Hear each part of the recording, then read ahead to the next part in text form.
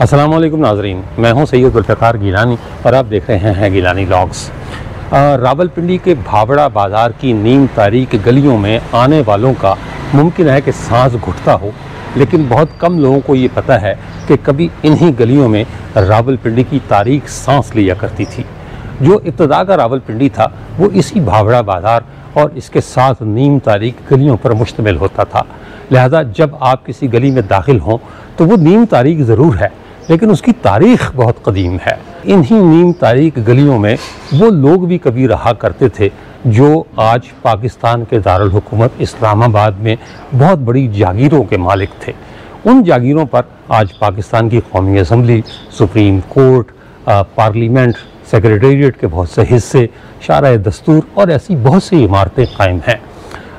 ये मालिकान सिख ख़ानदान से ताल्लुक़ रखते थे और आम तौर पर इन्हें सरदार सुजान सिंह के नाम से जाना जाता है। सरदार सुजान सिंह के बारे में ये कहा जाता है कि उनका शजरा नसब बाबा गुरु नानक और मलिका सिंह तयपुरिया से मिलता है। ये मलिका सिंह तयपुरिया वही है जिसे जदीद रावलपिंडी का बानी तस्वुर किया जाता है। सरदार सुजान सिंह के दादा सरदार बुधा सिंह महाराजा रंजीत सिंह के दौर में रावलपिंडी में महकमा माल के अफसर हुआ करते थे। कहते हैं उन्होंने बहुत से रिफाही काम किए, बहुत से इदारे बनाए जहाँ लोगों की बिला मुआवजा खिदमत की जाती थी। उनके वालिद सरदार नंदा सिंह, उनका इंतकाल 1871 में हुआ और उन्हें अंग्रेज़ दरबार में एक ख़ास मुकाम हासिल था। ये भी कहा जाता है कि संगजानी की सराय भी सुजान सिंह के वालिद सरदार नंद सिंह ने ही बनवाई थी। सरदार साधु सिंह भी इसी ख़ानदान से ताल्लुक़ रखते थे, जिन्होंने शाह अलादित्ता में साधु बाग बनवाया जो आज भी तबाह हालत में मौजूद है। राय बहादुर सुजान सिंह लकड़ी का कारोबार करते थे, कश्मीर से कीमती लकड़ी मंगवाया करते थे और उनकी जो वर्कशॉप थी वो आज की पिंडोरा चुंगी के इर्द गिर्द के इलाके में मौजूद थी। इसी तरह रावलपिंडी का मशहूर बाग सरदारा भी सरदार सुजान सिंह की मिल्कियत था और उसने बाग सरदारा में एक जंज घर भी बनाया। बाग में एक बड़ा क्लॉक टावर नस्ब था जिसका घंटा बजने की आवाज़ पूरे शहर में सुनाई देती थी। कश्मीर की पहली जंग में शिरकत के लिए रावलपिंडी आने वाले कबायली लश्कर को बाग सरदारा में ठहराया गया। उन्होंने निशानेबाजी की मशकों में फायर करके वो क्लॉक टावर तबाह कर दिया। 1879 में रावलपिंडी पेशावर रेलवे लाइन बिछाई गई तो रेलवे का सारा स्लीपर भी सुजान सिंह ने सप्लाई किया। किस्मत की देवी उन पर उस वक्त मेहरबान हुई जब एंग्लो अफगान जंगों में उन्हें मिलिट्री कॉन्ट्रैक्टर के तौर पर काम करने का मौका मिला। उन्होंने अंग्रेज़ी फ़ौज को अशिया खुरनोश फराहम की, जानवरों को ये चारा दिया। वो अंग्रेज़ फ़ौज को ईंधन भी फराहम किया करते थे, जिसके एवज़ 1888 में वायसराय हिंद ने उन्हें राय बहादुर का खिताब दिया। उसने उस ज़माने में 2 लाख रुपए की लागत से मटन मार्केट बनाकर कैंटोनमेंट के हवाले की। रावलपिंडी के गज़टियर 1910 के मुताबिक 1883 में सुजान सिंह ने सदर में मैसी मार्केट बनाई। सरदार सुजान सिंह ने 2 लाख रुपए की लागत से सदर में रावलपिंडी के पहले commissioner brigadier general John Massey की याद में मैसी गेट भी बनवाया, जो कि 50 साल पहले सड़क कुशादा करने के नाम पर तोड़ दिया गया। सुजान सिंह ने अपने चचा कृपाल सिंह के साथ मिलकर 1890 में माल रोड रावलपिंडी पर लैनिसडोन इंस्टीट्यूट बनाया, जहां थिएटर और डांस के लिए ऑडिटोरियम बने हुए थे। यहाँ फनकारों के क़याम ताम की सहूलतें भी मौजूद थी। लॉर्ड लैनिसडोन 1888 से 1894 तक हिंदुस्तान के वायसराय थे। 1899 मलिका विक्टोरिया की गोल्डन जुबली के मौके पर बनी चौक में डिस्पेंसरी बनाकर म्यूनिसिपल कमेटी को दी। सर लेपल एच ग्रिफिन और कर्नल मैसी की किताब तज़किरा रूसाए पंजाब के सफ़ा 646 पर दर्ज है कि 1901 में सुजान सिंह के इंतकाल के बाद उसका बेटा सरदार हरदीप सिंह उसकी जायदाद का वारिस बना, मगर वो भी 3 साल बाद अपने 2 बेटे सरदार मोहन सिंह और सरदार सोहर सिंह को छोड़कर फौत हो गया, जो एचिसन कॉलेज लाहौर में ज़ेर तालीम थे। सरदार सुजान सिंह पहले भी इन्हीं नीम तारीख गलियों में रहा करते थे जहां मैं इस वक्त मौजूद हूं। 1890 में उन्होंने फैसला किया कि वो अपनी ख़ानदानी हवेली को जदीद तरीके से तामीर करवाएं। लिहाजा उन्होंने पूरे हिंदुस्तान से माहिरीन तामीरात को बुलवाया और अपनी उस हवेली को एक शानदार महल में तब्दील करने का मंसूबा बनाया। 3 साल में ये मनसूबा मुकम्मल हुआ, यानी ये हवेली 1893 में मुकम्मल हुई। इस पर एक इफ्तिताही तख्ती भी कभी नस्ब हुआ करती थी जो 1990 में स्क्रैप में नीलाम कर दी गई थी। मैं आज आपको रावलपिंडी की इन्हीं नीम तारीख गलियों में जहाँ तारीख सांस लेती है वहाँ लेकर आया हूँ, ये दिखाने के लिए कि वो हवेली जो 3 साल की मुद्दत में मुकम्मल हुई, राय बहादुर सुजान सिंह ने उसे किस अंदाज में बनवाया, पहले क्या थी और अब क्या है। ये उसी हवेली की शानदार इमारत है जिसके बारे में ये कहा जाता है कि ये रावलपिंडी की वो पहली हवेली थी या पहला शानदार महल था जिसमें नानक शाही ईंट का इस्तेमाल किया गया। हम इस हवेली को 2 अदवार में तकसीम करते हैं। एक दौर तो इसका 1893 से 1947 तक का था जिसमें सुजान सिंह फैमिली के ज़रिए इस्तेमाल रही, लेकिन 1901 में जब सरदार सुजान सिंह का इंतकाल हुआ तो उनके बेटे और पोते यहाँ से मुंतकिल हो गए और उन्होंने फ्लैग स्टाफ हाउस, जिसे आप फातिमा जिन्ना यूनिवर्सिटी कहा जाता है, मरीड चौक से जो कचहरी को सड़क जाती है सिविल लाइंस के इलाके में, बहुत शानदार हवेली थी, कोठी थी, सरकारी गेस्ट हाउस के तौर पर भी इस्तेमाल होती रही। वो वहाँ चले गए और ये जो हवेली थी ये कहते हैं कि अंग्रेज़ दौर में एक सिख जर्नैल के हवाले कर दी गई जिसने इसकी 2 मंजिलें मज़ीद बनवाईं, यानी मजबूरी तौर पर ये 4 मंजिला हवेली बन गई और वो सिख जर्नैल इसमें एक अरसे तक मुकीम रहा और ऊपर की जो 2 मंजिलें थी उसमें उसके जो पहरेदार थे या सिपाही थे वो मुकीम थे। 1947 आ गया, पाकिस्तान बन गया और राय बहादुर सरदार सुजान सिंह का ख़ानदान यहाँ से दिल्ली हिजरत कर गया। 1947 में इस हवेली को 40 कश्मीरी ख़ानदानों के हवाले कर दिया गया जो यहाँ 1980 तक मुकीम रहे। ये 2 हवेलियाँ थी। एक हवेली ये सीधे तरफ आपको नज़र आ रही होगी, सीधे हाथ को ये इसका दरवाज़ा है। कहते हैं कि इसमें सरदार सुजान सिंह के ख़ानदान के जो मुलाजिम थे वो रहा करते थे। ये हवेली अब बिल्कुल ख़त्म हो चुकी, यानी अंदर से खंडर बन चुकी और ये भी नहीं पता कि ये इसकी मिल्कियत अब किसके पास है। ये भी छोटी ईंट की बनी हुई है और कहते हैं कि ये भी अंदर से इसका बहुत शानदार स्ट्रक्चर है। ये इसका मेन दरवाज़ा मैं आपको दिखा रहा हूँ, ऊपर वही मेहराब बनी हुई है, दंदानेदार मेहराब बनाई गई है। मैं यहाँ से दिखाता हूँ ताकि आपको इसके जो मतलब जाहो जलाली मैं कहूँगा या शान शौकत कह लें उसका अंदाज़ा हो सके कि ये हवेली जो है वो किस शान शौकत की मालिक थी। ये दूसरी मंजिल पर जो है वो इन दोनों हवेलियों को मिलाया गया था और ये एक पुल बनाया गया था लकड़ी का जिससे दोनों हवेलियाँ मिला करती थी। एक और रिवायत भी है मतलब इसी हवेली के बारे में, वो कहते ये हैं कि ये सरदार सुजान सिंह के चचा की मिल्कियत थी, लेकिन बाद में इसे सरदार सुजान सिंह ने ख़रीद लिया और फिर अपने मुलाजमीन को इसमें ठहराया। दोनों तरफ चबूतरे बने हुए हैं जो एक पुरानी तर्ज़ तामीर का खासा रहा है। यहाँ दरबान या चौकीदार वगैरह बैठा करते थे। ये ऊपर एक ताक बना हुआ है जिसमें चिराग रखा जाता था। दरवाज़े जिस खूबसूरती से बनाए गए हैं, मेरा नहीं ख्याल कि जो मौजूदा दौर का कोई हुनरमंद है वो बग़ैर कंप्यूटर के इस तरह की मीनाकारी कर सके जो लकड़ी में डिज़ाइन बना हुआ है। ये मैं आपको उसका एक तरफ दिखा रहा हूँ दरवाज़े की, और ये पूरा दरवाज़ा इसी तरह मुनक्कश है, यानी लकड़ी में ये ही इसके जो है वो बनाए गए हैं नक्शो निगार। ये मरकज़ी दरवाज़ा लकड़ी का, और लकड़ी ये इतनी आला मयार की थी कि ये दरवाज़ा आज तक ख़राब नहीं हुआ। सरदार सुजान सिंह का अपना कारोबार चूँकि लकड़ी का था, लिहाजा अंदाज़ा यही होता है कि उन्हें लकड़ी की बहुत अच्छे से पहचान थी और इसीलिए उन्होंने अपनी हवेली में इस तरह की लकड़ी इस्तेमाल की जो इतना अरसा गुजरने के बावजूद भी ख़राब नहीं हुई। ये सामने सरदार सुजान सिंह की अपनी हवेली थी। 24,000 मुरब्बा फुट इसका रकबा हुआ करता था जब ये अपनी असल हालत में थी, और अब ये बंद पड़ी है। ये आइए आपको उसके अंदर ले चलता हूँ। अंदर पहली बार मेरा ख्याल है कोई 8-10 साल के बाद ये पहली मर्तबा है कि अंदर से इस हवेली को जितना दिखाया जा सकता है उतना मैं आपको दिखा रहा हूँ। मैं पहले भी एक बार यहाँ आया था लेकिन मुझे इजाज़त नहीं मिली थी, लेकिन अब मैंने कोई 1-1.5 महीना सर्फ करके इसकी इजाज़त दी है और मुझे इजाज़त मिली है एक महदूद पैमाने पर इस हवेली को दिखाने की, क्योंकि अंदर से इसकी हालत इतनी मखदूश है कि आप कहीं आ जा नहीं सकते। ये इसका बैरूनी दरवाज़ा है। ये करीब कर रहा हूँ कैमरा ताकि आप इसके नक्शो निगार देख सकें कि ये किस तरह नक्शो निगार बनाए गए हैं। लगता है कि ये वाकई किसी शानदार महल का दरवाज़ा होगा। ये ऊपर इसकी मेहराब बनाई गई है, ये आपको दिखाई दे रही होगी।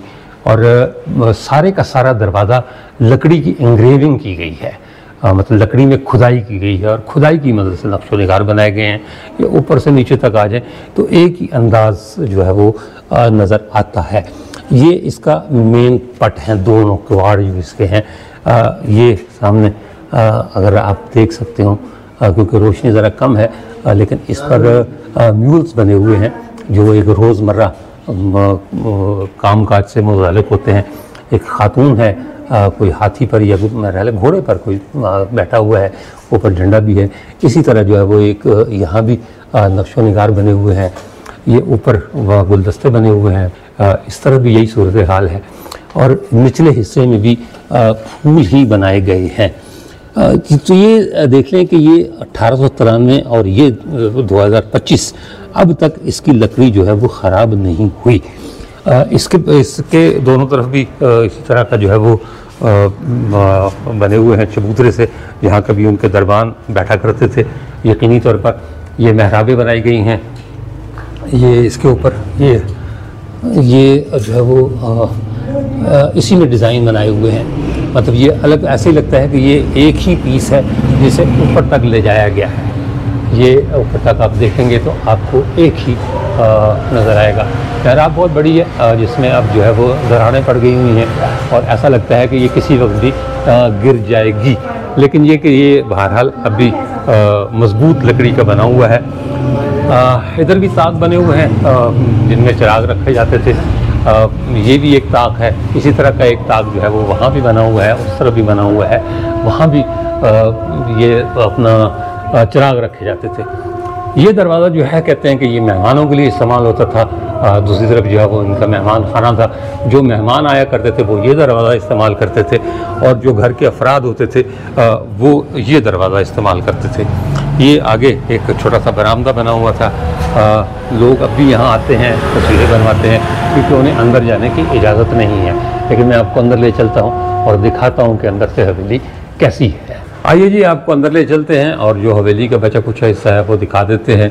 मैं तो ये सोचकर आया था कि शायद कहीं ऊपर जाने का मौका हमें मिल जाएगा तो ऊपर से आपको दिखाएंगे, लेकिन निचली मंजिल के अलावा कहीं जाना मुमकिन नहीं है। ये मेहमान खाना हुआ करता था। ये मेहमान खाने का दरवाज़ा खोल कर मैं अंदर आया हूँ।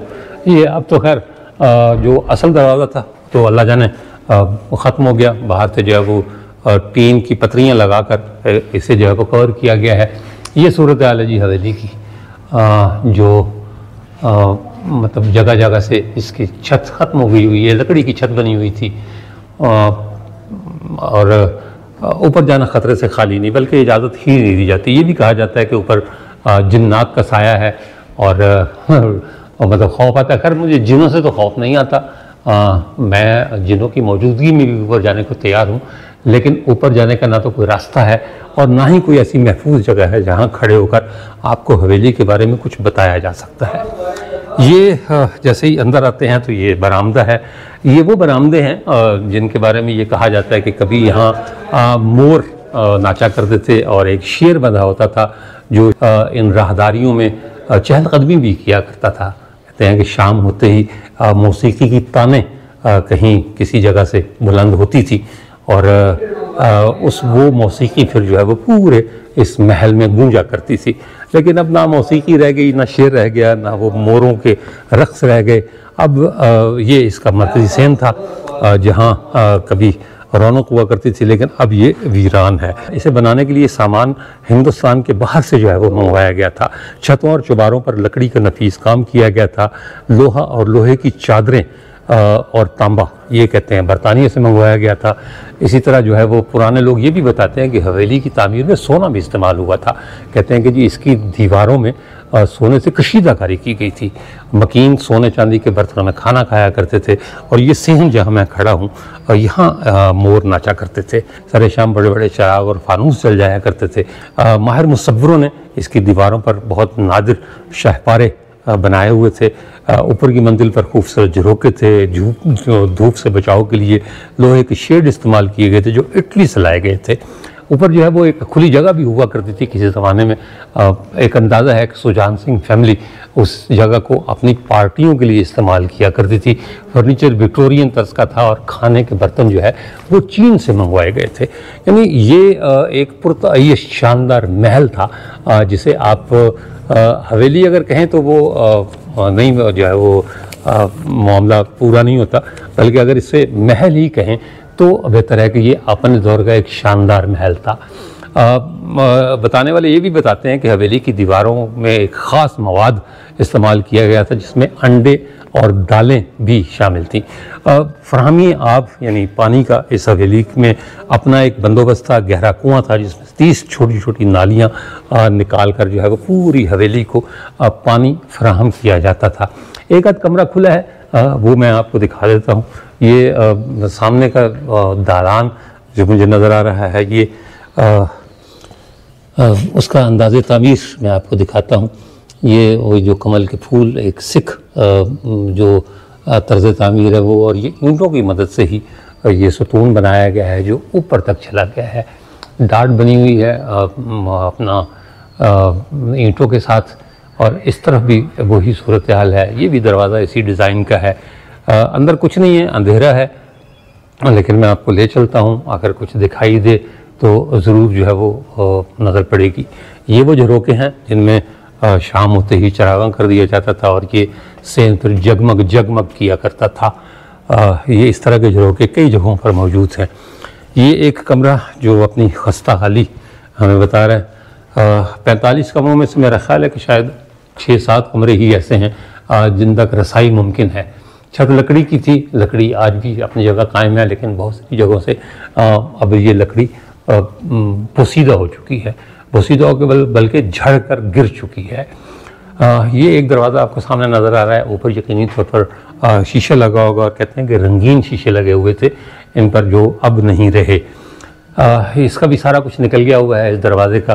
सिर्फ जो है इसकी चौखाट या चौखट आप जिसे कह सकते हैं वो बाकी रह गई है। अंदर इस वक्त तो लकड़ियों का ज़ख़ीरा है, लेकिन ये कहा जाता है कि इसमें जो आतिशदान बने हुए थे उसकी लकड़ी, एक ज़माने में चकलाला पर बहुत बड़ा जंगल हुआ करता था, तो चकलाला के जंगल से हवेली सुजान सिंह के लिए लकड़ी आया करती थी, और वो लकड़ी फिर इसके आतिशदानों में जलाई जाती थी। ये भी वही कमरा है, इसका पूरा दालान। ये आतिशदान आ गया सामने, जिसका मैंने जिक्र किया था कि जी इसके आतिशदानों में चकलाला की लकड़ी जला करती थी। ये आतिशदान, ये ऊपर जो है वो इसका धुआं निकलने का रास्ता, और ये सामने का हिस्सा बंद किया जा चुका है। अंधेरी हवेली है, अब आपको कुछ नज़र नहीं आएगा इसमें कि जी क्या रह गया और क्या ख़त्म हो गया। ये सामने एक अलमारी हुआ करती थी, अब तो इसके जो अंदर जो लकड़ी के अगर तख्ते होंगे भी तो वो निकाले जा चुके हैं। कभी ये भी हवेली के किसी हिस्से में लगे होंगे। ये किनारे बने हुए हैं, जैसे जो है वो छज्जे आप कह सकते हैं, इस पर भी नक्शो निगार हैं। अब तो ये टूट फूट कर नीचे गिर गए हुए हैं और ये नीचे ही पड़े रह गए हैं। अब शायद ये किसी काम के नहीं हैं। ये सारा कुछ तो खैर बाद में हुआ, ये बोर भी बाद में हुआ। और आइए आपको सामने के कमरे दिखा देता हूँ। टार्च मेरे पास आ गई है, पहले मैं आपको वो आतिशदान दिखा दूँ, और जो अंधेरे की वजह से मैं नहीं दिखा सका। अब टार्च मेरे हाथ में आई है तो मैं आपको वो आतिशदान दिखाता हूँ जो दिखाने से रह गया। ये आतिशदान था जिसमें आग जलाई जाती थी सर्दियों में। ख़ानदान के अफराद यहाँ बैठते थे। ये ऊपर मेरा ख्याल है कि कोई ऐसी जगह थी जहाँ से तपिश दूसरे कमरे में जा सकती थी। ये आतिशदान में आपको दिखाने को कुछ भी नहीं जाएगा, आगे शीट रखी हुई है, लेकिन बहरहाल ये आतिशदान था। अब सामने के कमरों में चलते हैं, है वहाँ भी कुछ नहीं, लेकिन मैं आपको जो है वो दिखा देता हूँ उनकी बनावट कैसी थी। ये दरवाजे तो खैर आपने देख लिए हैं बाहर से, अंदर का हिस्सा मैं आपको दिखाता हूँ। ये सामने का दालान है ये, और ये अच्छा खासा बड़ा कमरा है, इसके साथ बगली कमरे भी बने हुए हैं। ये इसकी छत है, और लकड़ी ज़्यादा से ज़्यादा इसमें इस्तेमाल की गई है, और कीमती लकड़ी कश्मीर के जंगलात से जो लकड़ी लाई जाती थी वो यहाँ फिर इस्तेमाल की जाती थी। छोटी ईंट और बड़ी ईंट दोनों का इम्तजाज है ये एक और कमरा है। अब तो ये सादा दीवारें रह गई हैं और कुछ भी बाकी नहीं बचा। ये जहाँ जहाँ लाइट जा रही है आपको नज़र आ रहा होगा। इसकी छत बहरहाल अभी सलामत है, छत को कुछ नहीं हुआ, लेकिन ऊपर की मंजिलें उनकी हालत ज़्यादा दिगरगूं है। ये बड़े दालान में के साथ एक और कमरा, ये कमरा मैंने आपको पहले दिखाया, ये दूसरा कमरा है। इसमें भी अब कुछ नहीं है। ये ऊपर जाली लगी हुई है जो हवा के लिए इस्तेमाल होती होगी। अब तो खैर ये बहुत गुंजान आबाद गली हो गई, लेकिन मुमकिन तौर पर उस दौर में यहाँ इतनी गुंजानी नहीं होती थी। ये पीछे हवा का बंदोबस्त किया गया है, ये जाली लगी हुई है। अब तो खैर इसको बंद कर दिया गया। ये उसका मरकज़ी कमरे में वापस आया हूँ। ये ऊपर इस तरह की जाली थी, ये जो मैं आपको रोशनी में दिखा रहा हूँ, इस तरह की जाली हुआ करती थी जो उस पर लगी होती थी। ये अभी हवा क्रॉस करने के लिए यहाँ भी कुछ था, जैसे ईंटें लगाकर बंद किया जा चुका है। इसी तरह ये एक बहुत बड़ी अलमारी थी, लगता है कि कोई सामान वगैरह रखने के लिए इस्तेमाल होती थी। ये एक छोटा सा आतिशान यहाँ भी बना हुआ है और इसमें भी यकीनी तौर पर जो है वो आग जलाई जाती थी। इस तरफ देखते हैं, ये एक अलमारी यहाँ बनी हुई है और एक छोटा कमरा मुझे ये नज़र आ रहा है। यहाँ भी चलते हैं। ये छोटा कमरा भी, अभी इसकी सादा दीवारें बाकी रह गई हैं, यानी वो नक्शो निगार जो कभी बने होते थे इसकी दीवारों पर, उनका तो अब निशान भी बाकी नहीं रह गया, नामो निशान भी बाकी नहीं रह गया। ये बरामदा, राहदारी, ये इसकी छत और ये इसका एक बगली कमरा, ये निस्बतन बड़ा कमरा है। अब इसका मसरफ नहीं पता कि इन कमरों के क्या मसरफ हुआ करते थे या क्या था। तो खैर जाले लगे हुए जगह जगह, लेकिन कहते हैं कि इसकी सफाई सुथराई का बहुत ख्याल रखा जाता था।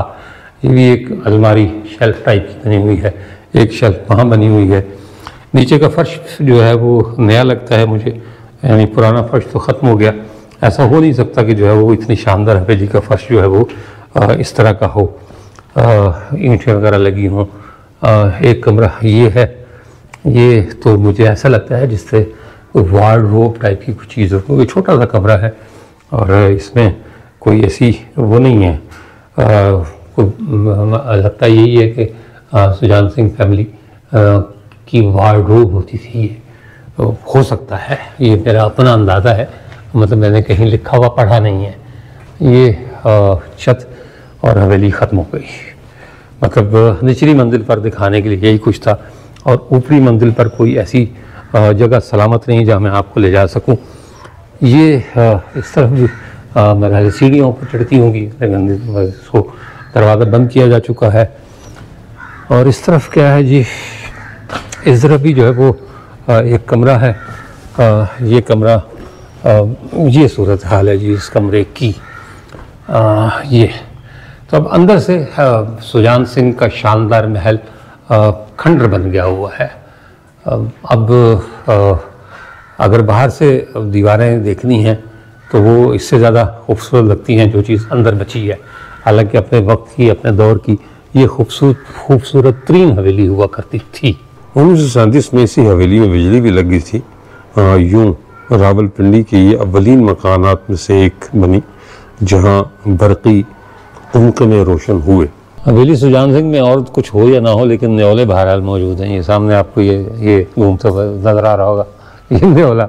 अब ये न्योलों ने बसेरा कर लिया, इंसान तो नहीं रहे लेकिन न्योले बहरहाल यहाँ हैं। हमने ऊपर जाने की बहुत कोशिश भी की। यहाँ हमारे साथ दो साथी भी मौजूद हैं NCA की तरफ से रहनुमाई करने की गर्ज से, लेकिन उन्होंने हमें सख्ती से मना किया कि आपने ऊपर नहीं जाना। ये जो आपको नीचे मलबा गिरा हुआ नज़र आ रहा है, उन्होंने बताया कि कुछ दिन पहले हमने सफाई के लिए कुछ लोगों को बुलवाया था, तो जब वो पहली मंजिल पर गए तो किसी का पाँव पड़ा और ये ऊपर से जो लकड़ी आपको लटकी हुई नज़र आ रही है ये भी गिरी और ये सारा मलबा जो नीचे पड़ा हुआ है ये भी गिरा। ये आपको ऊपर से सुराख भी नज़र आ रहा होगा। उन्होंने हमें बिल्कुल मशवरा नहीं दिया कि आपने कोई एडवेंचर नहीं करना और ऊपर नहीं जाना। तो लिहाजा माजरत अपने तमाम नाजरीन से कि मैं अंदर आने के बावजूद भी आपको ऊपर नहीं ले जा सका, क्योंकि ऊपर जाने का कोई मामला समझ में आ नहीं रहा। ड्रोन उड़ाने की कोशिश की तो यहाँ GPS नहीं आता और वो 5 मीटर से ऊपर नहीं जाता। लिहाजा जो आपको नज़र आ रहा है इसी पर कनात करें, न्योले देखें और ब्लॉग देखें। पाकिस्तान बनने के बाद 1947 में इस हवेली को हुकूमत पाकिस्तान ने अपनी मिल्कियत में ले लिया और यहाँ कश्मीरी मुहाजिरीन को मुंतकिल कर दिया। कहते हैं 40 ख़ानदान थे जो 1980 तक यहाँ मुकीम रहे। 1980 में उन्हें ये कहकर यहाँ से बेदखल कर दिया गया कि ये हवेली मुमताज़ एटमी साइंसदान डॉक्टर अब्दुल कदीर ख़ान के हवाले की जा रही है, जो यहाँ साइंस कॉलेज कायम करेंगे। साइंस कॉलेज से पता नहीं कायम हुआ या नहीं हुआ। 19 अक्टूबर 2006 को उस वक्त वफाकी वज़ीर शेख रशीद अहमद ने हवेली को कैंपस बनाने के लिए फातिमा जिन्ना यूनिवर्सिटी के सपुर्द कर दिया। 2014 में फातिमा जिन्ना यूनिवर्सिटी ने इस हवेली को नेशनल कॉलेज ऑफ आर्ट्स के हवाले किया। एनसीए ने ऐलान किया कि इस तारीखी इमारत में फील्ड स्कूल और म्यूज़ियम कायम किया जाएगा। इस सिलसिले में 3 इदारों के माबैन एक मुआहदा भी तय पाया, जिसके तहत इस हवेली की तारीख, इमारत की हिफाजत और बहाली के लिए तमाम तर कोशिशें अमल में लाई जानी थी। इसमें रिवायती फ़नून को तरक्की देकर 3 इदारे Fatima Jinnah women university Rawalpindi, national college of arts और बूस्टन आर्किटेक्चरल कॉलेज यूएसए के तलबा के लिए सेंटर ऑफ लर्निंग बनाया जाना था। अब मामला ये है कि नेशनल कॉलेज ऑफ आर्ट्स तो ये चाहता है कि इसे बहाल किया जाए। बहुत से सरकारी इदारे भी इस बात के ख्वाहिशमंद हैं। Walled city of Lahore authority भी इसमें जो है वो दिलचस्पी रखती थी कि इस हवेली को नए सिरे से बनाया जाए, इसकी तज़ीन व आराइश की जाए। यहाँ तक का भी प्लान था कि यहाँ पर जो है वो एक रेस्टोरेंट बनाया जाए, इसको फूड स्ट्रीट कन्वर्ट कर दिया जाए। लेकिन यहाँ पैदल चलने का रास्ता नहीं, बाहर गलियों में, तो फूड स्ट्रीट कहाँ से बनेगी। यहाँ लोग आते रहे। जो भी नया कमिश्नर आता है वो अपना फ़र्ज़ अव्वलीन समझता है कि इस हवेली का दौरा करे और इस हवेली को नए सिरे से बनाने के लिए अपने मफरूज़ात पेश करे। मफरूज़े का लफ्ज़ मैंने इसलिए इस्तेमाल किया है कि मुझे अमली तौर पर इस हवेली को नए सिरे से इसकी जो पुरानी साबिक़ा इसकी शान व शौकती वो बहाल होती हुई नज़र नहीं आती। मेरा ख्याल है करोड़ों रुपए का ख़र्च है। कई बार इसके सर्वे हो चुके हैं, कई बार हुकूमत की तरफ से ऐलान किया जा चुका है, सिर्फ ऐलान किया जा चुका है, पैसा कोई नहीं दिया गया कि आप इस हवेली को नए से बना लें। अब नेशनल कॉलेज ऑफ आर्ट्स संजीदगी से ये चाहता है कि इस हवेली को बनाया जाए और लेकिन फिर वही बात आ जाती है कि इस हाथी, सफ़ेद हाथी को पालेगा कौन। लेकिन इससे पहले कि मैं नेशनल कॉलेज ऑफ आर्ट्स के हवाले से कोई और बात करूं, मैं सबसे पहले तो नेशनल कॉलेज ऑफ आर्ट्स का शुक्रिया अदा करूंगा, क्योंकि ये हवेली उनकी मिल्कियत और उनकी इजाज़त के बगैर आप अंदर नहीं आ सकते। कि पिछले 8-10 साल में मैं पहला विलागर हूँ जिसके लिए हवेली सुजान सिंह के दरवाजे खोले गए हैं। उन्होंने मुझे इसकी इजाज़त दी, जितनी भी बची कुची चीज़ें मैं उसका विलाग कर लूँ, उसको आपको दिखा दूँ। और दूसरी बात ये कि नेशनल कॉलेज ऑफ आर्ट्स जो है वो अब इसे बनाना चाहता है और इस पर कम से कम 25 से 30 करोड़ रुपए का खर्चा जो नेशनल कॉलेज ऑफ आर्ट्स के पास नहीं है। एनसीए ये चाहता है कि हुकूमत उसे इमदाद दे और ताकि वो उसके पास ये सलाहियत है, ये मुझे पता है, इसलिए कि गवर्नर हाउस मरी अपना दस्तूर गली जो पार्लियामेंट हाउस में बनी हुई है और इस तरह के दर्जनों प्रोजेक्ट हैं जो एनसीए ने मुकम्मल किए हैं। अगर ये मुकम्मल तौर पर एनसीए के हवाले कर दी जाए तो ये हवेली बहाल हो सकती है, लेकिन उसके लिए पैसा चाहिए। पैसा एनसीए के पास नहीं है, पैसा देना है हुकूमत ने। अब कब नौमन तेल होगा और कब राधा नाचेगी। इसके साथ ही इजाज़त दीजिए, इंशाअल्लाह ताला अगले व्लॉग में दोबारा मुलाकात होगी। तब तक के लिए अल्लाह हाफ़िज़।